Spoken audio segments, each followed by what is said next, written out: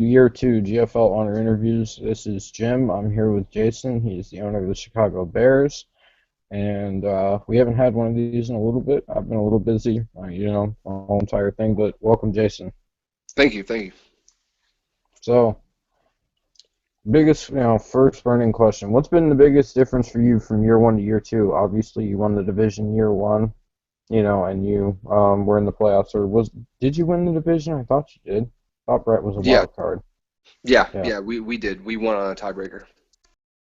Yeah, okay. So, the big question is, what is the difference between year 1 and year 2? What do you feel like is going to bring you over the hump in year 2 versus year 1? Specifically tailoring that to you. Um, I would say that it's been our defense. We had a good defense last year. A lot of young guys, um, playing kind of in some positions they weren't used to running a 3-4. Now that we switched over to the 4-3, and then the obvious big addition of Alden Smith has really um, not only catapulted our pass rush, but it is also really given us a solid run defense. And I think that's been the biggest difference so far. We're causing more turnovers. We're getting to the quarterback more. But then on the offensive end, we have a lot fewer turnovers compared to what we did last season. I think right now our turnover differential is plus 18, which is a far cry from where we were at the end of last season, which I believe was like a plus 3 or 4. I think those two things have really kind of pushed us ahead and gotten us into the position of where we're at right now. And with the earlier win this afternoon, that actually gives us our second divisional title in a row, with being at 12 wins. So you're the first division winner, obviously. For the NFC, yes, yes. Yeah, I don't think anyone's won or Gage, I think maybe won the East already. Yeah. Yeah, yeah, he won Yeah. the East, I believe, with his win last week. Yep. Yeah, so you brought up defenses, and you brought up 4-3 defenses specifically, and I'm gonna bring up the differences between, the 3-4 and the 4-3, and why you chose to run a 4-3 this year, because I did something similar. I ran, a 34 defense, kind of hybrid thing last year, and this year I decided to go with my down lineman, and I think it's worked out better. So why'd you make that switch? I think the biggest reason was bringing in that third pass rusher with Alden Smith. But then we found with the unique speed and strength combination that Pernell McPhee has, that he actually was really better suited being as a down lineman, with his sheer size. It's kind of been a natural fit for him at defensive tackle. So it keeps him out of the flat and 8 to 10 yard area guarding tight ends. And Basically, now, keep coverage. Hmm. yeah, yeah. Um, he had the speed to hang with those guys, uh, but he was more of a pure pass rusher. But he also is one of our best defenders against the run too. So having him and then teaming up with Terrence Cody, who is just a mountain of a man, gives us really a very solid front four for the next 5, 6 seasons. Something that we're definitely excited about having. So I pose the next question: who's got the best front four in the league? Oh man, I mean, you go by number wise. I don't think you can argue with the fact that we would have claim to the best front four. Um, McPhee has, I believe, 14 sacks, and Alden and JPP both have 10 apiece. And I believe we are second, if not maybe third, in the league in team sacks, with majority of those coming from our front four. Uh, I know the Rams may have uh, some claim to that title, as well as your Bills as well. So I mean, there's a few good teams that are out there with front fours that are pretty stout. Yeah, yeah, I'd say mine. I'm gonna reserve judgment on mine. I only really got my lines where I wanted it, middle half of the year. So I'll take a judgment on that later. You know what I mean? But On to the next thing. That's an interesting discussion. The differences, with the 43, and I think you get better pass rush, you know, personally. So, what's going to be your strategy heading towards the off season without divulging, the secrets in the safe, if you know what I mean? Well, I think the biggest thing for us compared to last year is we need to make sure that we go into the playoffs healthy. That was something that didn't happen last season as we lost Johnny Manziel. How Um, long till you lock up the number one seed? oh, we got a 1 game lead right now on Tampa Bay. Okay, So so pretty much you're saying if you want the number one seed, you're going to play your guys. yeah, yeah, we really don't have much of a choice, and we want to play our guys, um, but that's something that we'll take a look at as the season progresses. If we get into week 17 and we know for sure with tiebreakers and all of that we have the number one seed locked up, I don't foresee us playing many of our starters that game. Oh yeah, week 17, I absolutely agree with you there. Um, And we had to last season because the division came down to the final week of the year. So unfortunately, Johnny Manziel got hurt in the fourth quarter, and then proceeded to miss the entire playoffs. And then we had lost, I believe it was week 14, lost Martellus Bennett. So two of our top offensive threats were were out for the entire playoffs, and I think that really hurt us. no, that's understandable. Oh, for sure, for sure. So, so what do you see the off season for you looking like? Um, we haven't really evaluated much of the off season yet. Um, there's some positions that we want to shore up in some areas. I think one of those areas could be receiver. Uh, and I know you may think that might be kind of an eyebrows are there, kind of I eyebrow. rather. Yeah, because we've already got Alshon and Kevin White, but we don't really have much behind them. Eddie Royals played pretty solid the last few games, but we don't have a true slot receiver.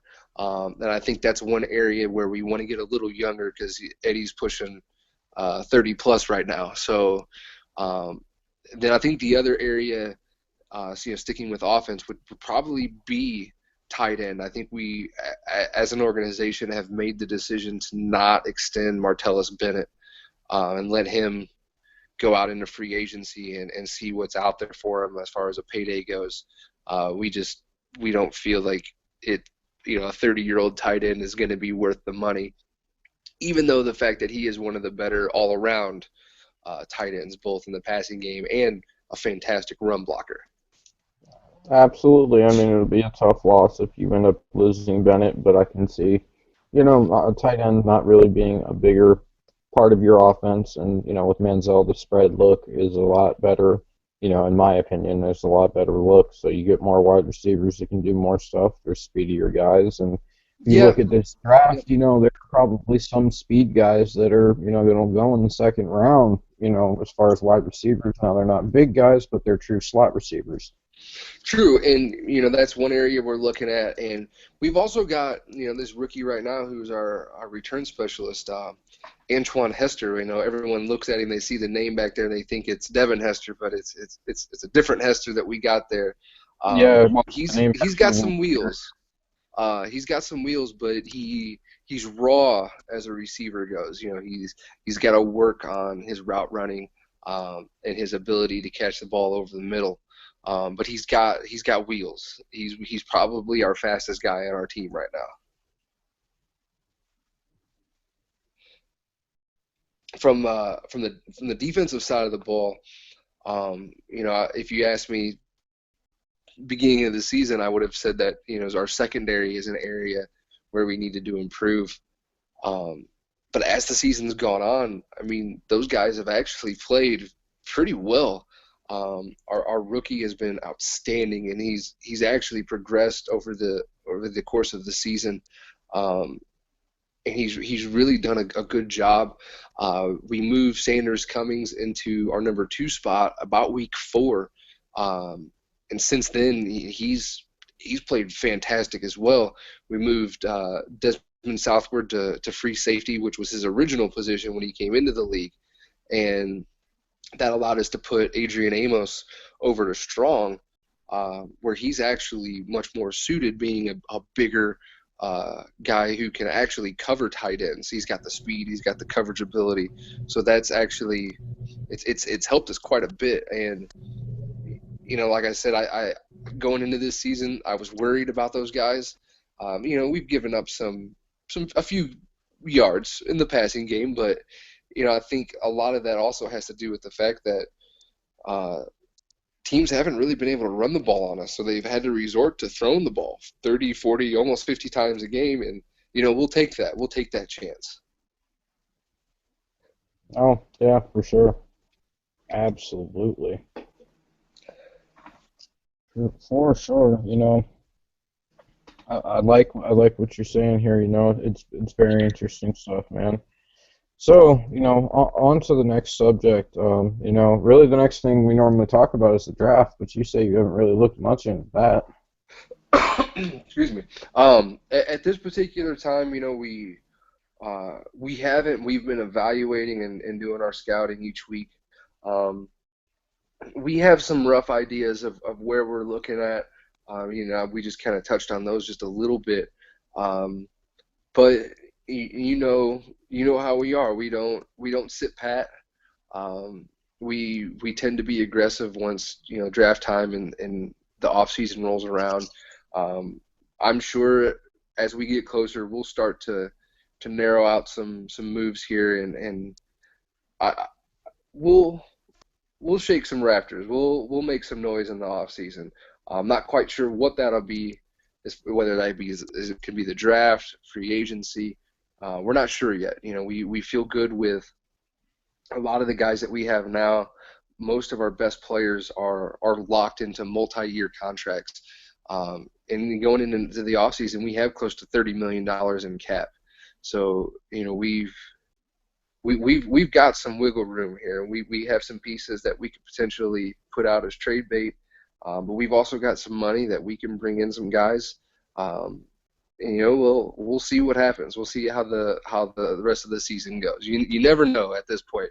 Right now we feel good, but when the playoffs start, that's when you start to see the strengths and weaknesses of each team, and once we figure that out, we'll go from there. Absolutely, absolutely. I agree with you there.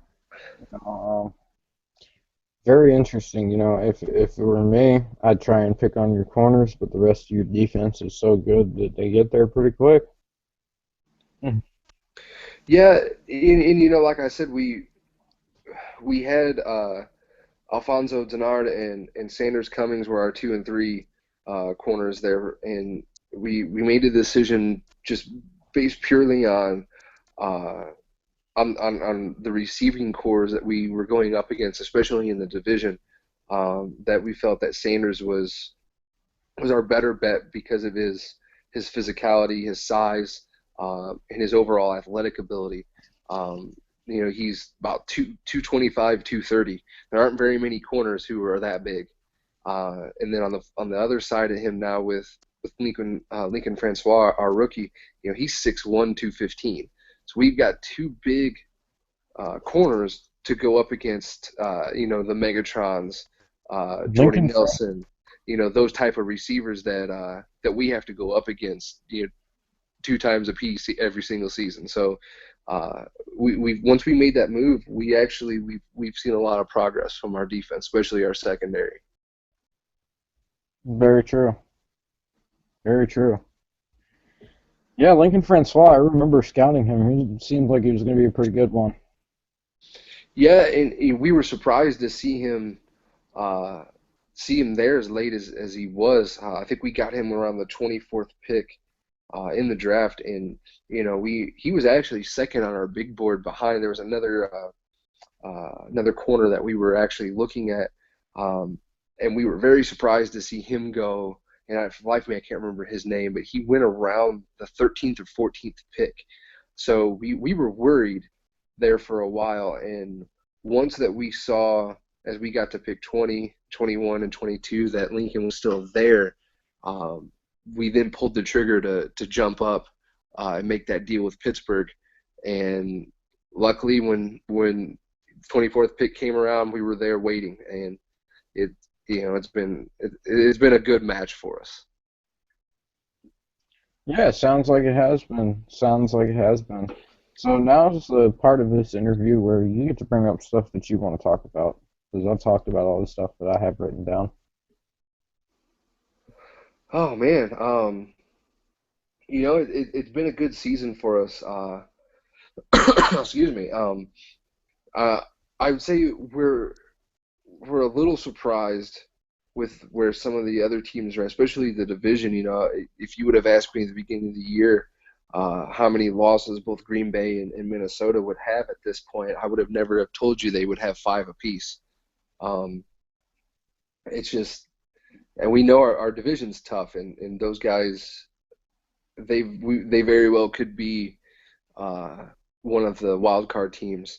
I think a lot of experts predicted them to be both wild cards, but then we've seen the emergence of Tampa Bay, and that offense has really been hitting an extra gear there with Winston throwing to Evans and Jackson. So uh, we've got a lot of competition. Even though we're sitting right now 12-1, um, we know that the NFC is going to be tough, no matter who we go up against in the playoffs, no matter where we're at as far as playoffs go. Because I mean, at this point, like we've played some good teams and we beat some good teams, but we played New York early on in the season, week one, and we almost lost that game. We played Philadelphia without Drew Brees. They're a completely different team when Drew Brees is under center. Um, you got Carolina still, who's got one of the best defenses, probably the best linebacker combo between Luke Kuechly and Shaq Thompson, probably in the league, as far as from a statistical standpoint. They don't let tight ends and receivers come across the middle at all. Um, so I mean, we know it's going to be tough, and the biggest thing for us, like I said earlier, we gotta stay healthy. So when we know we got to win secure, we got to get some of these other guys in there, so that way we don't have like Jeremy Langford or Kevin White, our young explosive players get hurt, because that'd be detrimental to our offense. Absolutely, it would be. That's for sure, man. Oh, well, this was a super fun interview. I think we'll end it here. Perfect. This is Jim and Jason, and we're going to sign off for the Chicago Bears owner interview.